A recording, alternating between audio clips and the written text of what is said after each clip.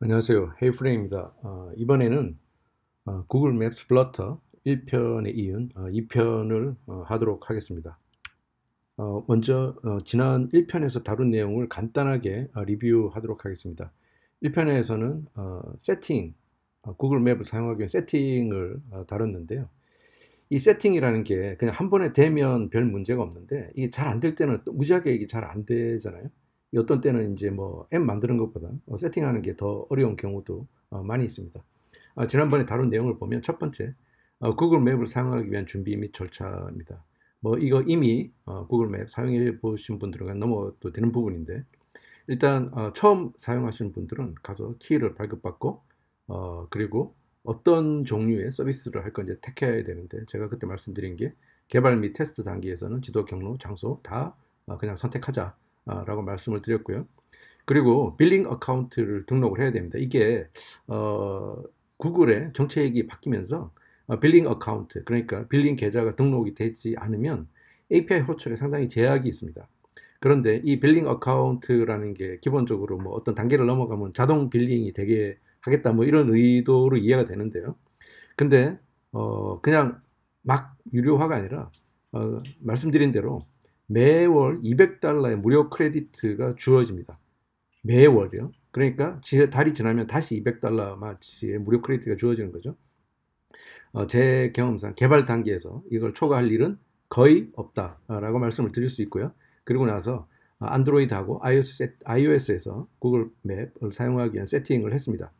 그리고 다음으로 다뤘던 게 뭐냐면은 맵은 사실 디바이스의 위치, 그러니까 본인의 위치하고 굉장히 밀접한 관련을 가지게 돼 있어요.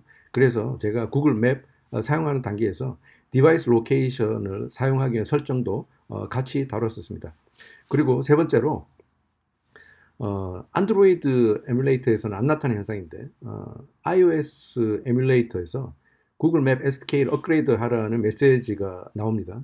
여기 2.7에서 3.6으로 업그레이드 하라고 나오는데 이게 좀 깔끔한 방법이 인터넷을 찾아봐도 잘 안 나오더라고요. 그래서 제가 생각하기에 가장 좀 깔끔하다라고 생각하는 방법을 말씀을 드렸었습니다. 자, 이제 이 단계에서 뭐 대부분은 그냥 바로 이제 코딩으로 들어가는 경우가 많은데 저는 사용되는 주요한 컨스트럭터에 대해서 한 번쯤은 그냥 살펴보고 가고자 합니다.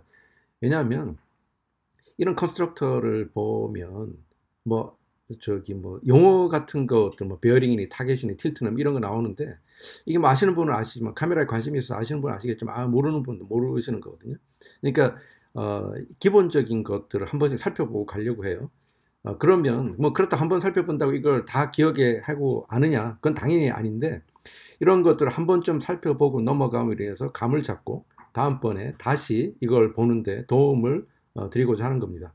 첫 번째, 이게 카메라 포지션이라는 말을 써요. 카메라라는 말을 쓰는데 이게 뭐냐면 그냥 내가 지도를 보는 어떤 위치라고 생각하시면 돼요. 그러니까 내가 어떤 지도를 아무데나 보는 게 아니라 어떤 포지션을 가지고 보는 거잖아요. 그래서 처음에 이제 카메라 포지션이라는 걸 세팅을 하게 되는데 여기서 보면 베어링, 타겟, 틸트, 줌 이런 거 나와요. 베어링은 제가 카메라를 들고 그러니까 하늘에서 내려본다고 생각했을 때 내 머리가 북쪽으로 향하느냐 또는 남쪽으로 향하느냐 어느 쪽으로 향하느냐 이런 거를 지정을 하는데 뭐 대부분의 경우에는 이게 디폴트 값 0 정북향을 두고 하는데 큰 무리가 없고요. 타겟 값은 레티튜드, 론지튜드로 반드시 줘야 되겠죠. 틸트도 뭐 특별히 기울인다거나 하는 게 없기 때문에 디폴트 값이 0 괜찮고 근데 줌 값은 0으로 하는 것보다는 적정한 값을 줘서 사용자가 그 줌 값을 뭐 제스처를 통해 가지고 변하지 않게 바꾸지 않게 하는 게 좋습니다. 간단히 설명이 되어 있는데 특히 줌이라는 건 뭐 이렇습니다. 기본값 0.0이면 전 세계를 256 위스의 화면에 맞춘다는 의미고 1이 증가할 때마다 스크린 지수를 2배씩 증가시킨다는 의미입니다. 그러니까 줌 레벨이 3이면 전 세계를 2의 3 곱하기 256 그러니까 2048 스크린 비스로 간주해서 보여준다는 의미가 되겠습니다. 자, 구글 맵 컨스트럭터입니다. 여기 보시면 구글 맵 컨스트럭터 엄청나게 많죠. 내용이 많아요. 제가 여기서 빨간 걸로 표시를 한 건 뭐 특별히 이게 꼭 중요하다기보다 뭐 이번 예제나 이런 데서 좀 다룰 거라서 빨간 표시를 해놨는데 여기에 대한 간단한 설명은 뒤에서 보도록 하겠습니다. 이니셜 카메라 포지션, 이게 처음에 말씀드린 카메라 포지션입니다. 이 이니셜 카메라 포지션은 맵이 처음으로 탁 표시될 때 어디를 중심으로 표시될 것인가, 뭐 이건 당연히 지정을 해야 되겠죠. 그리고 on map created라는 게 있습니다. 이게 뭐냐면 맵이 이제 구글에 생성됐을 때 호출이 되는 함수인데 구글 맵 컨트롤러라는 게 아규먼트로 주어집니다. 이 컨트롤러에 대해서는 뒤에 다시 좀 말씀을 드리도록 하겠습니다. 제스처 레코그나이저스라는 건데, 제스처라는 게 밑에 나와 있는 게 로테이트나 스크롤이나 줌, 틸트와 같은 그런 것들을 제스처라고 합니다. 근데 여기서 이 제스처 레코그나이저에 대해서 왜 이런 것들에 대한 옵션이 있냐면, 가령 맵이 리스트 뷰 같은데 안에 있다고 이제 가정을 할 때 리스트 뷰도 처리해야 될 제스처가 있죠. 스크롤이라든가 하는 제스처가 있는데 그거에 대해서 서로 경합하는 제스처에 대해서 어떻게 할 것인가 라는 거를 지정하는 겁니다. 예, 디폴트로 null일 경우에는 맵은 다른 위젯이 처리하지 않은 제스처만 처리를 하게 되겠습니다. 그리고 맵 타입이라는 건 우리가 맵을 어떤 형태로 볼 것이냐 라는 건데, 이게 none, 당연히 맵을 쓰는데 none 안 하겠죠. 이거는 맵을 안 보여주겠다는 거니까. 그 다음에 normal, satellite, terrain, 뭐 하이브리드, 뭐 이런 형태의 맵 타입을 이용하게 되는데, 요건 맵 타입도 적절하게 사용한다면 상당히 유용성이 높다고 생각합니다.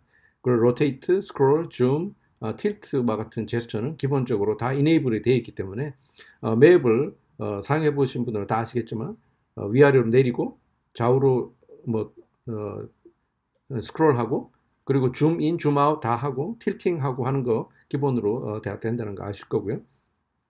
그리고 My Location Enabled는 이 이름에서도 뭐 추정이 되는데 나의 My Location 레이어가 표시될 건지를 지정을 하는 겁니다. Markers라는 거는 뭐냐면 우리가 지도상에 어떤 표시를 해야 될 경우가 많죠. 그럴 때 지도상에 표시될 마커들을 이제 나타내는 겁니다.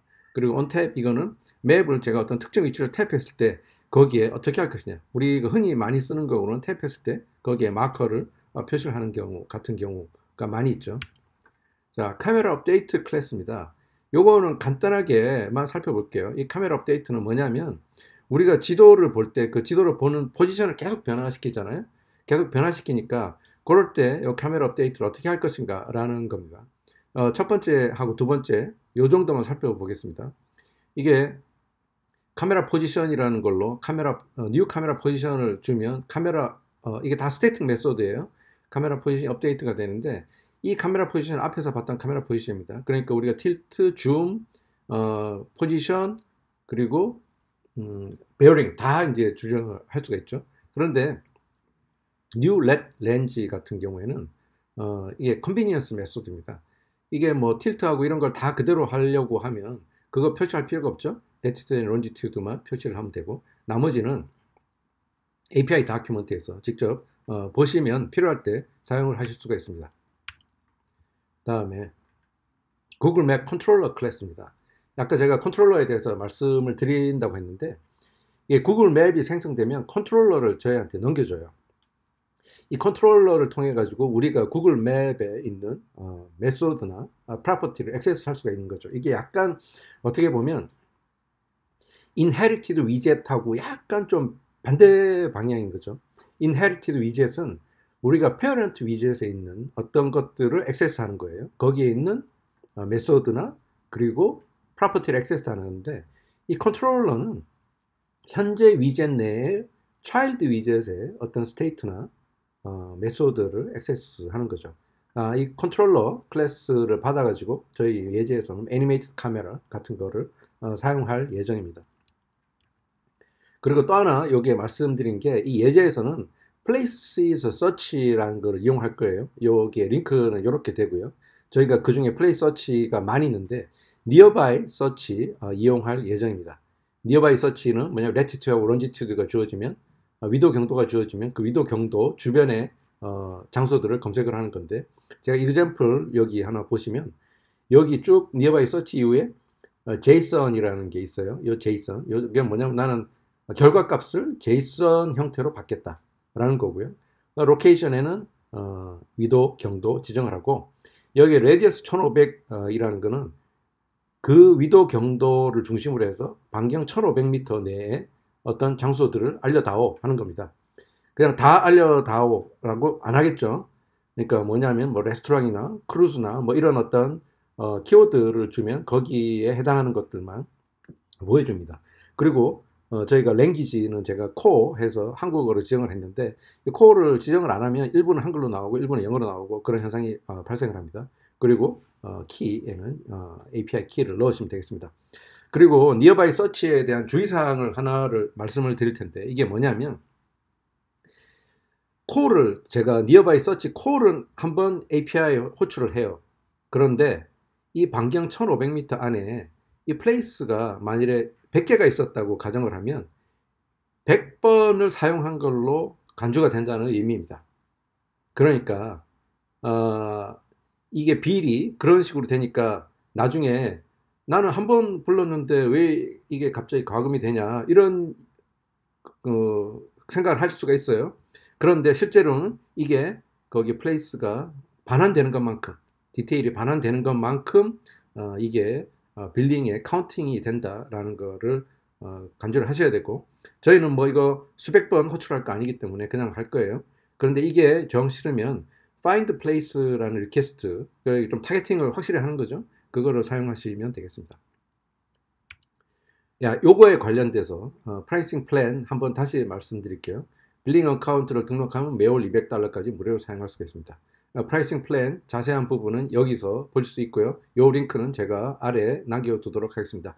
자, 간단하게 예를 한번 보면 플레이스 디테일에 대해서는 1000건당 $17가 과금이 됩니다. 그러니까 이게 만 건을 리퀘스트를 하면 $110가 되는 거죠. 그러니까 한 달 내에 만 건 하고 더 이상 안 하고, 그러면 다음 달 다시 리셋이 되니까 매달 만 건 이상을 리퀘스트를 할 수 있다는 거고요. 플레이스 오토 컴플리트, 이거는 다음 번쯤에 볼 건데 요것도 $1000 되겠습니다. Places API 호출하면 여기 그림에서 보시는 것 같은 데이터가 나옵니다. 저희 여기서 리절츠 활용할 거고요. 그 리절츠 중에서도 지오메트리, 여기 뭐 로케이션 나와 있죠. 로케이션, 그리고 ID, 네임, 그리고 비시너티, 요거만 사용할 예정입니다.